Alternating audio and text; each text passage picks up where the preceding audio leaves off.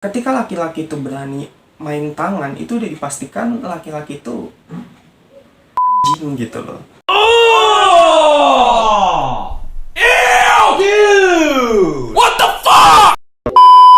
Mau kondo gitu.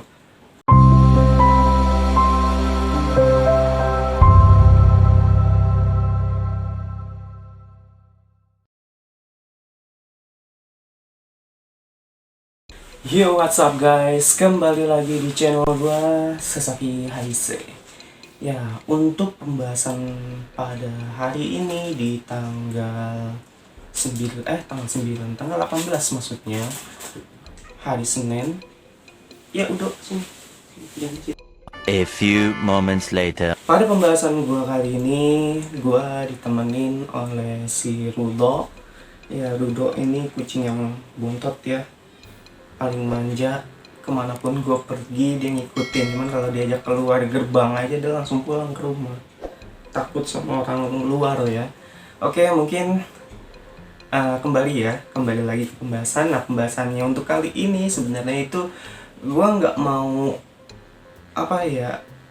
ikut dalam pembahasan viral ya yang sedang marak-maraknya kemarin, yaitu tentang kasus pembunuhan di Bekasi Cikarang ya, kasus pembunuhan istri dibunuh oleh suaminya di depan anak-anaknya. Sebenarnya jujur banget gue nggak mau ngebahas ini, cuman banyak orang dari beberapa viewers yang juga menyarankan, termasuk teman-teman gue, untuk membahasnya. Bukan dari polemiknya ya, polemik dari pertengkaran suami istri ini yang mengakibatkan salah satu nyawanya menghilang, tapi lebih ke membahas polemik realita kehidupan di mana adanya tindak kekerasan KDRT itu yang masih sering sangat dianggap tabu ya, dan sering juga dianggap wajar dan biasa di kalangan masyarakat pada tahun-tahun ini juga ya, yang boleh dibilang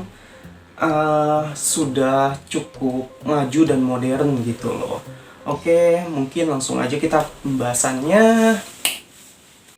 Untuk di pembahasannya ini kan sudah banyak juga ya yang tahu ya gimana kronologi dari kasus pembunuhan ibu muda di Cikarang, Bekasi ya, yang bagian lehernya oleh suaminya sendiri di depan anak-anaknya, lalu dan juga dimandiin juga gitu loh. Ya, ini gue cukup prihatin ya, karena kalau dilihat dari banyaknya literatur juga,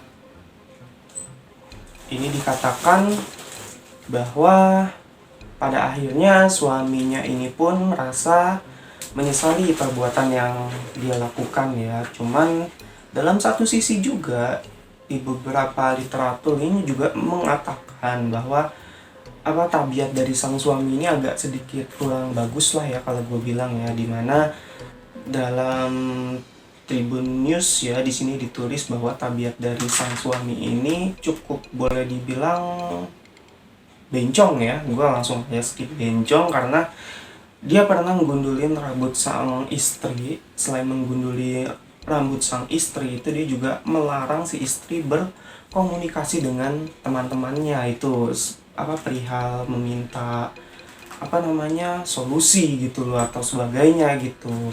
Dan juga diketahui ini sebenarnya pihak suami istri ini sudah beberapa kali terlibat cekcok yang diakibatkan oleh istilah katanya masalah finansial ya, masalah keuangan, ekonomi.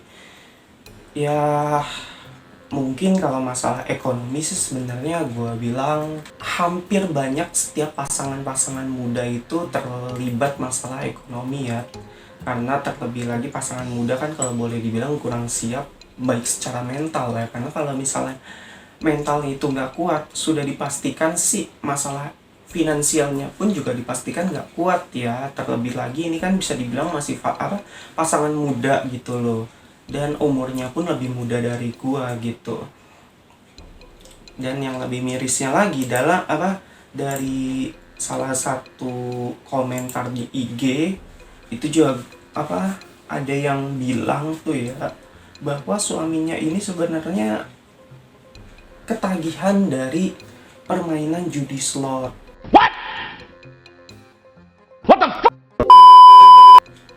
Ya, yang mana gini loh, gue udah berkali-kali ya, mungkin di beberapa video itu bilang kalau si pejudi slot itu adalah orang-orang tolol ya, dan juga goblok gitu loh. Ya mungkin memang benar dia bisa menang, tapi menangnya itu kan udah diatur gitu oleh sistem. Jadi terlalu goblok ketika mereka itu apa menggantungkan hidupnya itu di judi slot gitu. Tolol, amat-amat tolol ya, perihal goblok lah, persetan kalau gue bilang gitu. Stop it. Get some help. Terlebih lagi gue nggak mau menjudge ya, menjudge dari pekerjaan si suaminya ini. Pekerjaan suaminya ini juga yang keadaannya sekarang pun lagi chaos gitu loh pendapatannya. Kan kalau kita tahu juga ojek online itu keadaan pendapatan sekarang itu lagi chaos ya. Cuman kenapa dia juga memilih menggantungkan atau ketagihan judi online gitu loh. Ini mungkin ya karena ini berdasarkan komentar dari salah satu netizen aja ya, gue juga nggak tahu kebenarannya. Cuman kalau dari pihak kepolisian sendiri ini juga mengiyakan bahwa terjadinya kasus pembunuhan ini adalah berawal dari faktor ekonomi, lalu dibawa ke cekcok, dan setelah cekcok ini juga dikatakan si pihak suami ini menampar istrinya.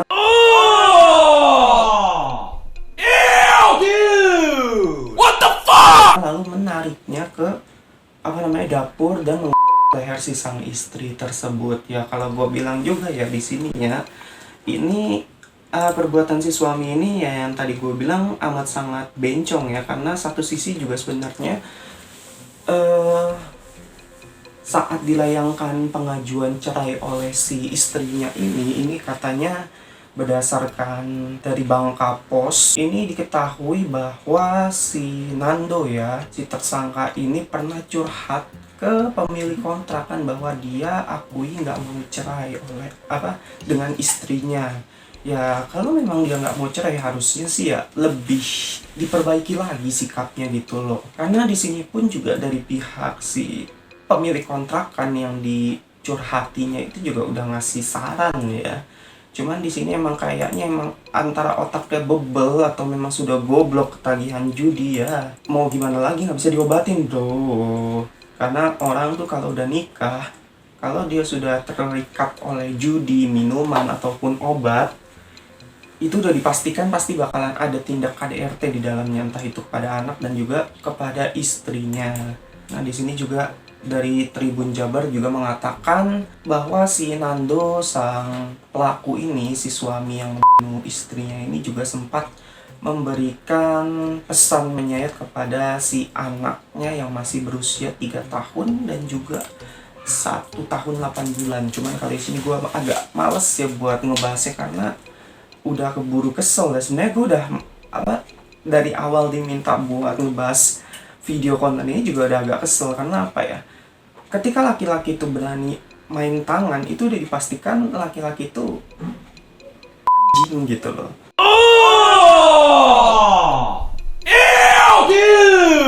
What the fuck? Mau kondo gitu. Ya karena jujur ya, perempuan dimanapun itu dengan berbagai postur badannya dan juga berbagai adat istiadatnya, meskipun perempuan itu sangar, meskipun perempuan itu mungkin binaragawan, berotot ya, kalau ketika dia telah menemukan satu pujaan hatinya, itu ketika pujaan hatinya meledak, cuman ngeluarin suara yang istilahnya menggelegar aja, dia udah pasti takut gitu loh. Ini kenapa harus sampai main fisik, nampar gitu. Gobloknya di situ yang gua nggak habis pikir. Padahal mungkin dia bisa ngebentak istrinya aja, atau mungkin ya cukup mukul benda-benda mati. Sana all. A few moments later. Komnas Perempuan ya, ini kasus pembunuhan istri oleh suami ini dikategorikan femisida ya.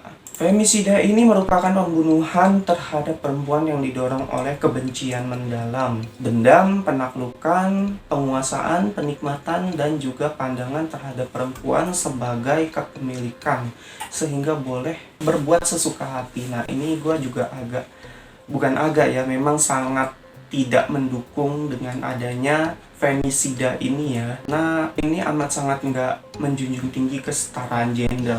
Seharusnya setiap manusia, maupun itu wanita maupun pria, itu tuh punya hak bebasnya masing-masing. Jadi mereka itu bukan apa istilahnya, bukan barang kepemilikan gitu. Mereka itu bebas, mereka itu freedom untuk diri mereka sendiri sebenarnya sih ya. Dan juga femisida ini muatannya berbeda dengan pembunuhan biasa karena mengandung aspek ketidaksetaraan gender, dominasi, agresi, atau opresi ya, seperti yang gue bilang ya. Terus femisida juga bukanlah kematian sebagaimana umumnya, melainkan produk budaya patriarki dan misoginis dan terjadi baik di ranah privat, komunitas maupun negara.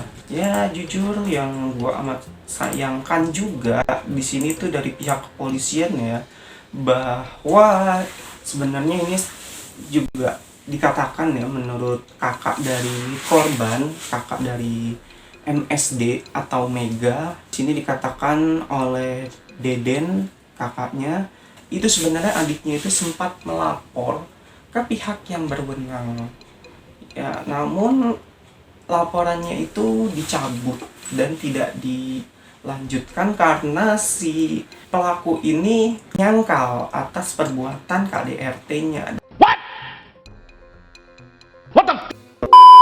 Dan juga sempat juga dikatakan oleh temannya juga ya, ini yang bernama Tami, bahwa juga si korban sempat melapor juga ke pihak berwenang dan juga memberikan uang ya istilahnya buat pelicin agar gimana caranya kasusnya itu bisa lolos gitu loh, tapi tetap tidak mendapatkan respon. Ya ini juga gue sebagai warga negara Indonesia sangat kecewa ya, karena memang masih banyak di luar sana tuh ya, ketika kita melapor kalau nggak ada PT, nggak ada fulus, nggak ada uang, itu pasti nggak bakal ditembusin laporannya di situ loh. Ya mungkin ini sebagai pembelajaran ya, karena udah sering terjadi juga harus memakan korban baru kepolisian itu turun tangan di situ loh. Ya miris juga ya, tapi ya sudahlah, nasi juga sudah menjadi bubur. Mungkin memang keadaan dari Mbak ini ya, si Mbak Mega ini yang memang salah dalam mendapatkan pujian hatinya, atau mungkin pujian hatinya pasti kan pernah melakukan hal-hal seperti ini di masa awal-awal sebelum menikah ya. Cuman mungkin dia selalu memberi kesempatan, dimaafin lagi ya. Cuman memang kalau gue bilang ya, rata-rata orang yang sudah main tangan kayak gini ini tuh udah nggak bisa dikasih kesempatan ya. Lebih baik ditinggalkan, karena nggak bakalan berubah gitu loh. Kebodohan orang kayak gini nggak bakalan berubah. Dan yang mirisnya lagi di sini juga gimana ya, selain anak-anak yang tinggalin gitu, ini juga gue nggak ngerti apa yang ada di otak si Nando ini ya.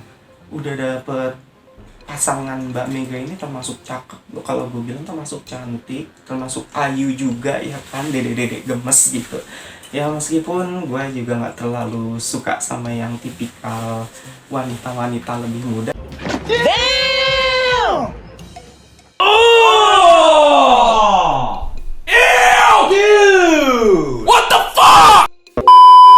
Cuman kalau boleh dibilang ini termasuk dede-dede gemes, karena umurnya yang masih di bawah gua, tapi buat perawakannya itu udah kayak tipikal tante gitu loh.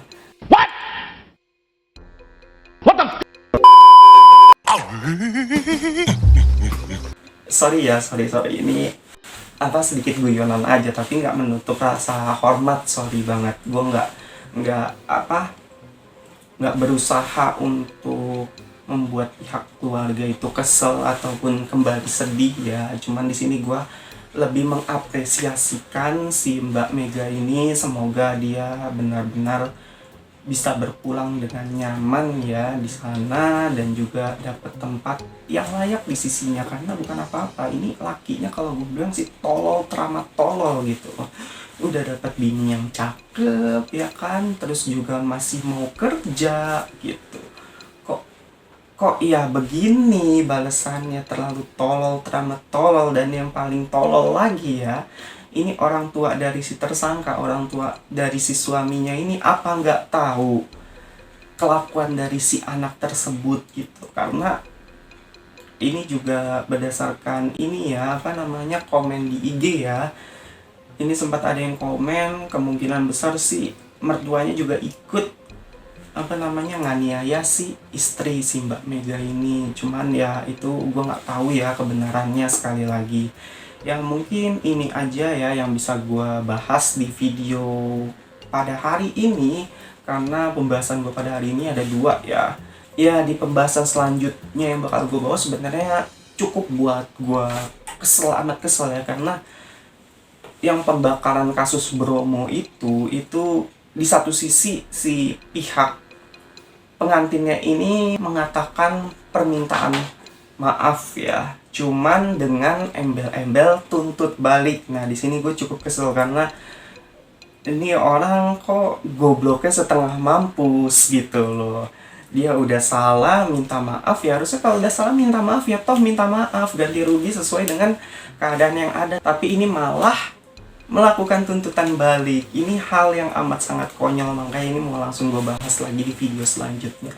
Ya oke, mungkin pembelajaran di video yang ini ya, kita bisa belajar bahwa nikah itu gak gampang, dan lebih sering juga dalam pernikahan itu banyak hal-hal yang menyangkut emosi dari ekonomi dan juga mental ya, yang mana harus selalu diimbangi dengan ya berdua ya, penyelesaiannya juga harus diimbangi berdua gitu loh maksud gua.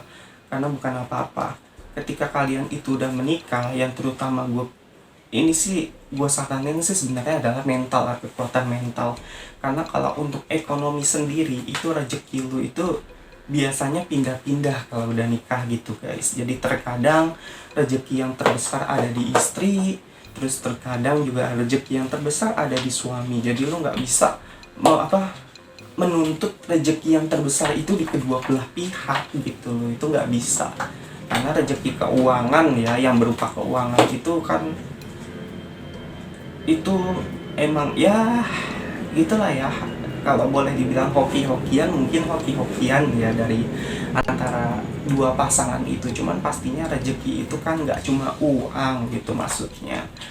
Jadi lebih banyaklah bersyukur bagi kalian yang sudah berkeluarga ya, baik itu pasangan muda maupun pasangan yang mungkin sudah berjalan lama gitu.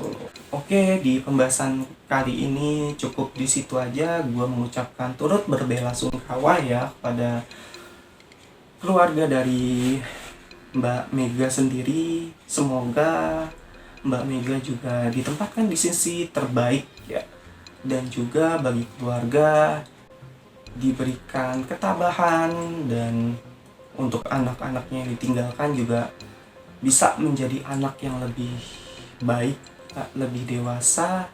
Dan bagi kalian yang belum subscribe, gue mohon untuk klik subscribe dan nyalakan lonceng untuk mendapatkan notifikasi menarik perihal info dan juga berita-berita yang pastinya menarik hanya di channel gue, Sasaki Haise from Street Plus.